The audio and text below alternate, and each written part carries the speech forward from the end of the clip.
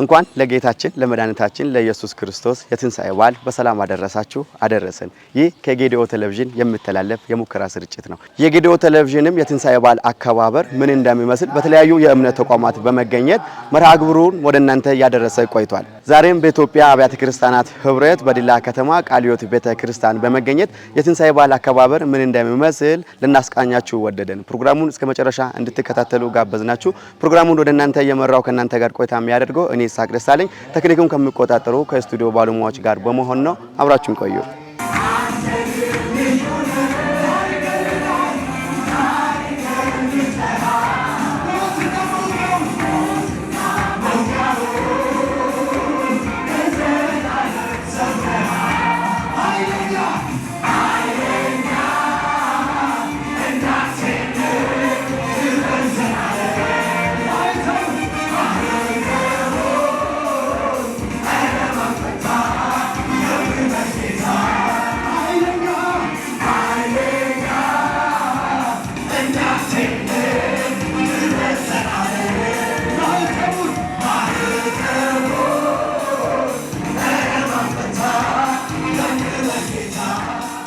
በዲላ ከተማ ቃልዮት ቤተክርስቲያን እንግዲህ በዓሉን ስናከብር የጌታ ኢየሱስ ክርስቶስን ሞትና ትንሣኤ በማሰብ ትላንት ወዲያ ጀምሮ በጾምና በጸሎት እንዲሁም በጋራ አንድነት ጊዜ ጥሩ የፍቅር ጊዜ የእግዚአብሔርን ቃል የመከፋፈል የእርስ በርስ ይቅር የመባባል እንዲሁም የእግዚአብሔርን ሐሳብ የምንከፋፈልበት መልካም ጊዜ ያሳልፈናል። ትላንት ወዲያ በትላንትናው ቀን እንዲሁም ለአቅመ ደካሞች እንዲሁም ማዕድ የማጋራት ስራም ተሰርተዋል።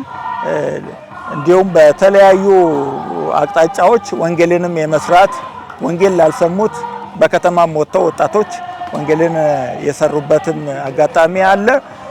በእንደዚህ አይነት መልኩ ዛሬ ደግሞ ይሁድ መላ ምእመን ተሰብስቦ እግዚአብሔርን የሞቱና የትንሣኤውን ቀን በማወደስ ላይ እንገኛለን። ቃል እግዚአብሔር አለ።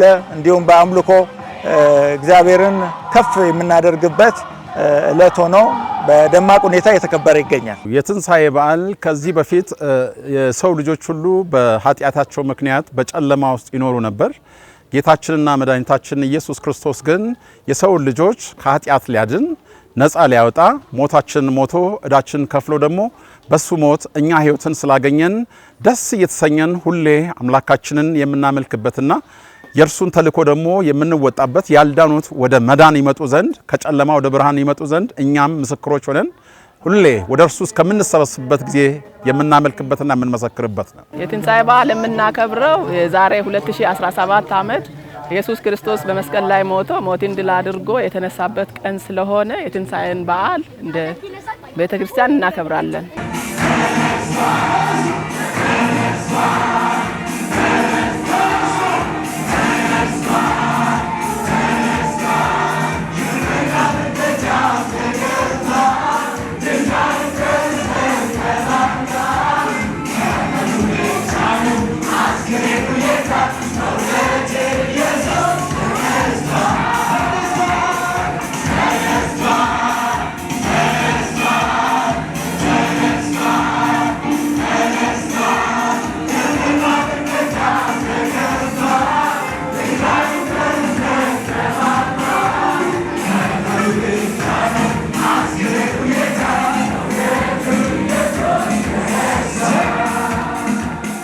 ክርስቲያኖች የትንሣኤ በዓል እጅግ ወሳኝና ወሳኝ ነው።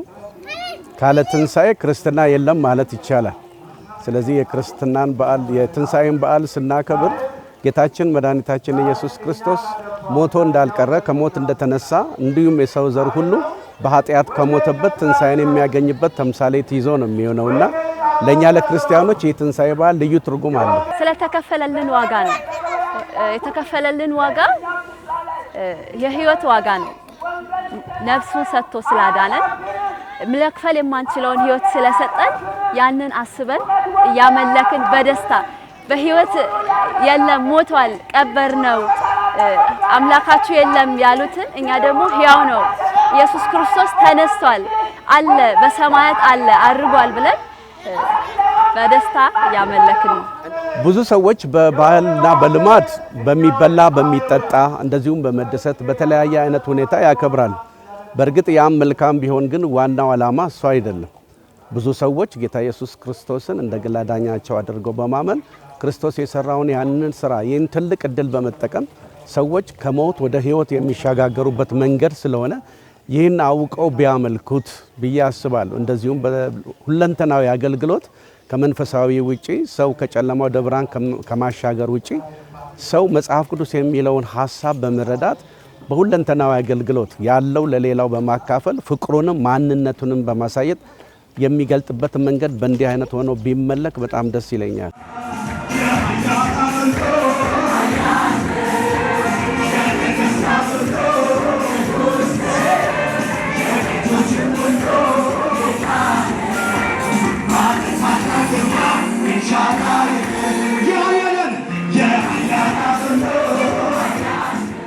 እንግዲህ ምእመናን ጌታ ኢየሱስ ክርስቶስ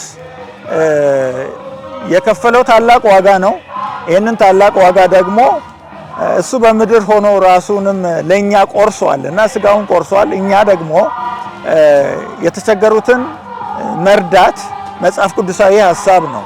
ይሄ በበዓሉም ብቻ ሳይሆን ሁል ጊዜ ጌታ ኢየሱስ ክርስቶስ እንደዚህ ብሏል። ተርቤ አላበላችሁኝም፣ ተጠምቼ አላጠጣችሁኝም፣ ታርዤ አላለበሳችሁኝም፣ ታስሬ አልጠየቃችሁኝም ይላል። ይሄ መልካም ምግባር የሁል ጊዜ ነው፣ በዓመት አንዴ የምናደርገው አይደለም። በዚህ በዓል ደግሞ በተለየ መንገድ ቅዱሳን በቤታቸው ካላቸው አቅም ለሌላቸው ደግሞ ማዕድ እንዲያጋሩ ይሄንንም መልእክት እያስተላለፍነን ይሄንንም ደግሞ ምእመናን እያደረጉ ነው። በተጨማሪም ይሄንን በዓል ስናከብር ወንጌል ሰባኪነት የሁሉም ሰው ስራ ነው። ጌታ ኢየሱስ ክርስቶስ ሰዎችን ለማዳን የመጣበትን ዓላማ ኦልሞስት ተፈጽሟል ብለን የምንተወው ብቻ ሳይሆን መፈጸሙን ላልሰሙት ደግሞ ማሰማት ተገቢ ስለሆነ ምእመናን ወንጌልን በማድረስ በገንዘባቸው ራሳቸውም ኢየሱስ ጌታ እንደሆነ በመመስከር በዓሉን እንዲያከብሩና የነገ ሕይወታቸው ይህንን እንዲሆን በዓሉን ስናከብር ኢየሱስ ክርስቶስ ያው ስለ እኛ ኃጢአት ስጋውን ቆርሷል፣ ደሙን አፍሷል፣ ፍቅሩን ገልጦልናል። እኛም ደግሞ በዓሉን ስናከብር ክርስቶስ ለኛ ፍቅሩን እንደገለጠ ለሌሎች ለወንድሞቻችን ለእህቶቻችን ፍቅራችንን በመግለጥ ያለንን በማካፈል እርሱ ለኛ ስጋውን እንደቆረሰ ያለንን በመቁረስ ከወዳጆች ጋር ከሌሎች ጋር አብረን መቁረስ ፍቅርን መግለጥ ያስፈልገናል። ምእመኑ ጌታችንና መድኃኒታችን ኢየሱስ ክርስቶስ እሱ አምላክ ሆኖ ሳለ ለኛ ስል መከራን ተቀብሎ ዝቅ ብሎ እሱ ደግሞ አሸንፏልና እኛም እንደርሱ ፈለጉን በመከተል ትሁት በመሆን ለሌሎች ደግሞ እኛ ክርስቶስ የሞተልን ለነሱ እየመሰከርን እኛም ዝቅ ብለን ሌሎችን ማገልገልና በመብላት በመጠጣት ደስታችን በዛ ሳይሆን የዘላለምን ሕይወት ማግኘትን መሆኑን ለሌሎች መመስከር አለብን።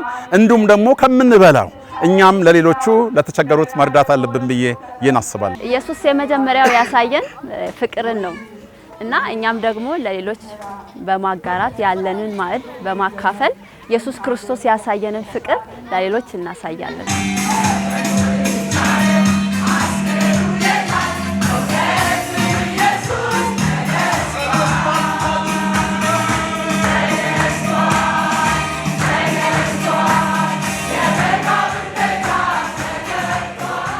ለመላው የክርስትና እምነት ተከታዮች በሙሉ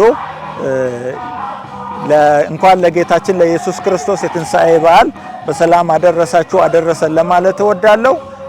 ለቤተ ዘመዶቼ፣ ለእህት ወንድሞቼ በሀገርም በውጭም ላላችሁ በሙሉ እንዲሁም ለመላው ምእመናን በሙሉ እንዲሁም በዲላ ከተማ ለምትገኙ በዲላ አጥቢያዎች ህብረት ዙሪያ ለምትገኙ በደቡብ ቀጠና ዙሪያ ለምትገኙ ምእመናን በሙሉ እንኳን ለጌታችን ለመድኃኒታችን ለኢየሱስ ክርስቶስ የትንሣኤ በዓል በሰላም አደረሰን አደረሳችሁ።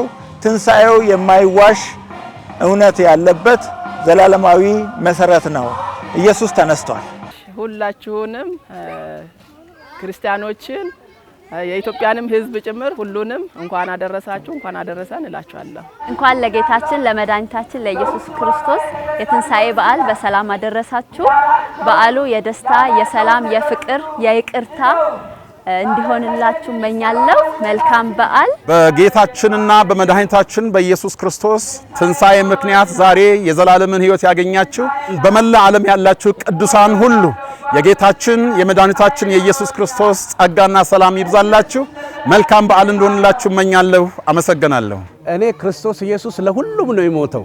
ስለዚህ ሁሉም የሰው ልጅ ሁሉ በዚህ በትንሣኤው በዓል እጅግ በጣም ተደስተው ሚስጥሩን በማወቅ እግዚአብሔርን እንዲያመልከው፣ በተጨማሪም ደግሞ አንድ የማሳስበውና የማስተላልፈው መልእክት አለኝ። ብዙውን ጊዜ ቀናቶችን በምንጽፍባቸው ሰዓት ላይ ቀኑን እንጽፋለን፣ ነገር ግን መጨረሻ ላይ ዓመተ ምሕረት የሚለውን ቃል አንጽፍም።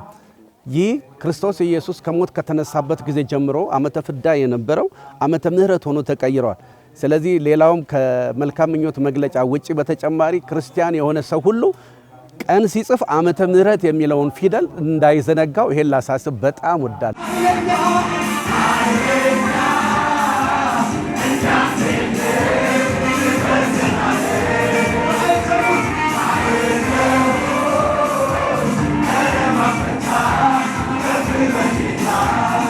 ክቡራትና ክቡራን ተመልካቾቻችን የጌታችን የመድኃኒታችን የኢየሱስ ክርስቶስ የትንሣኤው በዓል በዲላ ከተማ ቃለ ሕይወት ቤተክርስቲያን አከባበር ምን እንደሚመስል ወደ እናንተ ይዘን ቀረብንላችሁ ፕሮግራም የተከታተላችሁትን ይመስል ነበር። መርሃ ግብሩን ወደ እናንተ ያደረስኩት እኔ ይስሐቅ ደስታለኝ ቴክኒኩን ከሚቆጣጠሩ ከስቱዲዮ ባለሙያዎች ጋር በመሆን ነበር። ስለተከታተላችሁ እናመሰግናለን። የጌታችን የመድኃኒታችን የኢየሱስ ክርስቶስ የትንሣኤው በዓል ለመላው ለክርስትና እምነት ተከታዮች የሰላም፣ የፍቅር፣ የደስታ እንዲሆንላችሁ የጌዲኦ ቴሌቪዥን ይመኛል። መልካም በዓል።